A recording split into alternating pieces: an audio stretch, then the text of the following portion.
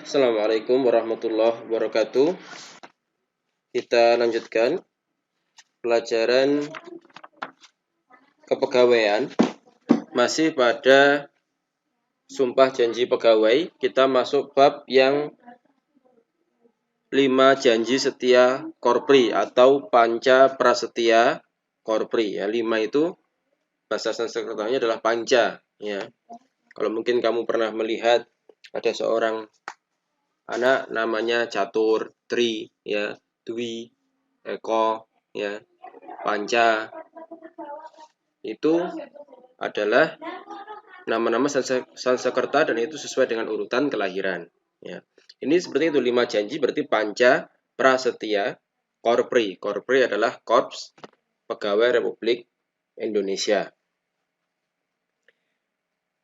5 janji Korpri tertera pada teks di bawah ini, yaitu kami, anggota Korps Pegawai Republik Indonesia, adalah insan itu manusia, yang beriman dan bertakwa kepada Tuhan Yang Maha Esa,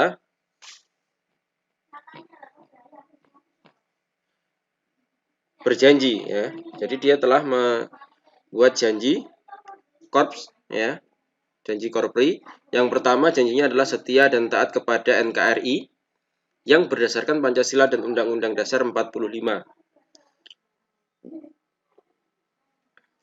Yang kedua, menjunjung tinggi kehormatan bangsa dan negara serta memegang teguh rahasia jabatan dan rahasia negara. Ketiga, mengutamakan kepentingan negara dan masyarakat di atas kepentingan pribadi dan golongan. Yang keempat, memelihara kesatuan dan persatuan bangsa serta kesetiakawanan Korps Pegawai Republik Indonesia atau Korpri. Yang kelima, menegakkan kejujuran, keadilan, dan disiplin serta meningkatkan kesejahteraan dan profesionalisme. Ya, makna dari ini semua, yang pertama, makna prasetya pertama yang setia dan taat kepada NKRI, yaitu korps anggota korpri harus sanggup mewujudkan sikap setia dan taat pada NKRI, yaitu Undang-Undang Dasar 45 dan Pancasila. Caranya yaitu dengan tidak mengkhianati bangsa.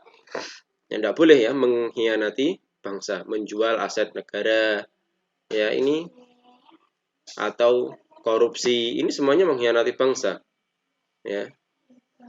Menjual informasi negara kepada pihak asing atau mengganti Pancasila, ya. Makanya dahulu PKI itu dimusuhi, ya. Kenapa? Karena dia mau mengganti Pancasila menjadi ideologi komunis yang tidak berketuhanan. Ini mengerikan. Makanya mereka diperangi. Atau yang mau mengganti menjadi negara khilafah, ya, menggulingkan pemerintahan yang sah, menyelisih nilai-nilai yang terkandung dalam Pancasila, ya. Padahal negara kita adalah negara Islam, ya. Tapi bagi sebagian golongan, Indonesia bukan negara Islam, makanya mereka mau mengganti. Dan alhamdulillah, kelompok-kelompok yang menyimpang seperti itu sudah dibubarkan, sudah ditumpas habis oleh Indonesia, alhamdulillah, ya. Maka ketika kita sudah berjanji setia dan taat kepada NKRI, ya, maka maksudnya adalah tidak mengkhianati bangsa, tidak menjual informasi kepada pihak asing, atau menyelisih nilai-nilai yang terkandung dalam Pancasila.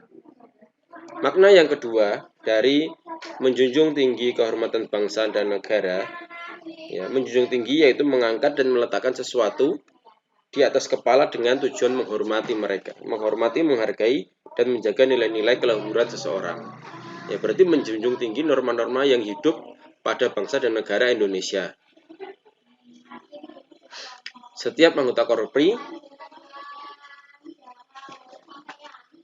wajib memegang teguh rahasia. Dan rahasia ini bisa berupa rencana, bisa berupa kegiatan atau tindakan yang akan, sedang, atau telah dilaksanakan. Dan rahasia itu bisa menimbulkan kerugian atau bahaya jika diberitahukan kepada orang yang tidak berhak.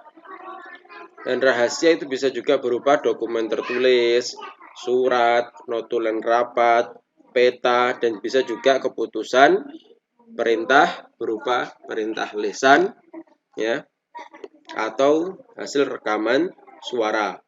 Dan sifat rahasia ini ketika kalian belajar korespondensi ada sifatnya sangat rahasia, sifatnya rahasia, atau sifatnya terbatas. Ada juga yang kerahasiaannya terus-menerus, berarti ini nggak boleh dibocorkan. Ada juga rahasia negara, seperti apa? UN itu kan dokumen rahasia negara. Dan juga rahasia jabatan. Dan rahasia ini berlaku terus-menerus baik ketika aktif bekerja maupun sudah pensiun. Contoh, alutsista, alat utama sistem pertahanan negara. Ini tempatnya kita tidak tahu. Dan ada yang mengetahui orang-orang tertentu. Dan itu adalah sifatnya rahasia, tidak boleh dibocorkan ke pihak asing. Nah, jika dibocorkan ke pihak asing, mereka bisa menguasai alutsista kita, ya, kita bisa kalah di situ. Indonesia bisa dijajah kembali dan seterusnya. Maka ini adalah rahasia terus-menerus bagi mereka-mereka yang mengetahui rahasia itu ketika dia masih aktif bekerja maupun dia telah pensiun. Dan memegang teguh rahasia ini selain merupakan kode etik juga merupakan kewajiban hukum yang terdapat dalam Undang-Undang Hukum Pidana. Makna prasetya ketiga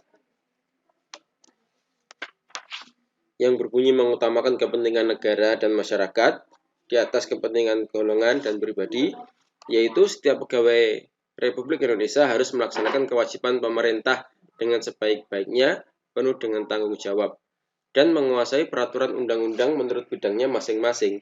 Kalau dia guru, ya dia harus mengetahui undang-undang tentang keguruan. Kalau dia pegawai juga harus mengetahui undang-undang tentang kepegawaian, ya. Dan anggota Korpri ini sebagai abdi negara. Jadi dia harus bekerja dengan ikhlas karena dia abdi negara dan sungguh-sungguh menurut bidangnya masing-masing dalam rangka untuk mencapai tujuan negara dan harus selalu mengutamakan kepentingan negara di atas kepentingan pribadi atau golongan. Tapi ini dulu sudah saya jelaskan di bab kepegawaian, bab undang-undang tentang pasal kepegawaian, bahwa meskipun itu harus mementingkan kepentingan pribadi atau golongan, ketika ada hal-hal tertentu dia boleh mengutamakan kepentingan diri sendiri. Seperti apa? Sakit keras, orang tuanya meninggal, dan seterusnya. Ya. Atau dia menikah, atau dia melahirkan. Ini nggak bisa ditunda. Dia harus mengutamakan kepentingan diri sendiri. Dan dia juga sebagai abdi masyarakat. Artinya dia harus memberikan layanan secara profesional, ya, untuk memenuhi aspirasi dan kepentingan masyarakat. Tidak boleh dia pilih kasih, tidak boleh dia bersikap tidak adil atau diskriminatif. Makna prasetya keempat yaitu tentang memelihara kesatuan dan persatuan bangsa. Maka setiap anggota Korpri harus menghayati dan mengamalkan nilai-nilai Pancasila dalam kehidupannya sehari-hari. Yang kedua, dia harus meningkatkan kerukunan hidup antar umat beragama dan kerjasama di antara rakyat Indonesia yang memeluk agama yang berbeda-beda.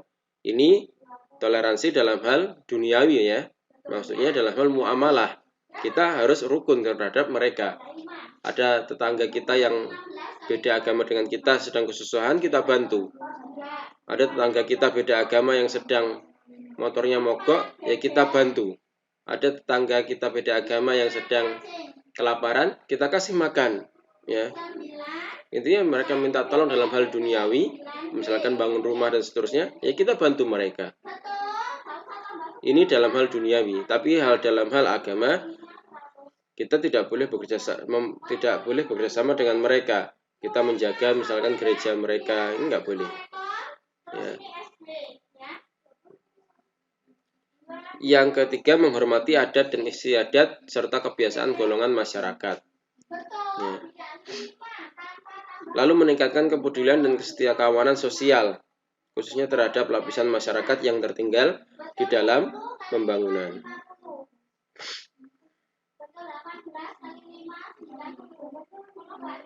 Makna prasetya yang terakhir, yang kelima, yaitu tentang menegakkan kejujuran, keadilan, dan disiplin.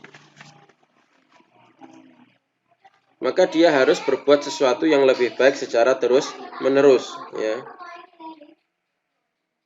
Dan dia juga jujur, maksudnya harus tulus hati dalam melaksanakan tugasnya dan tidak menyalahgunakan wewenang yang diberikan kepadanya.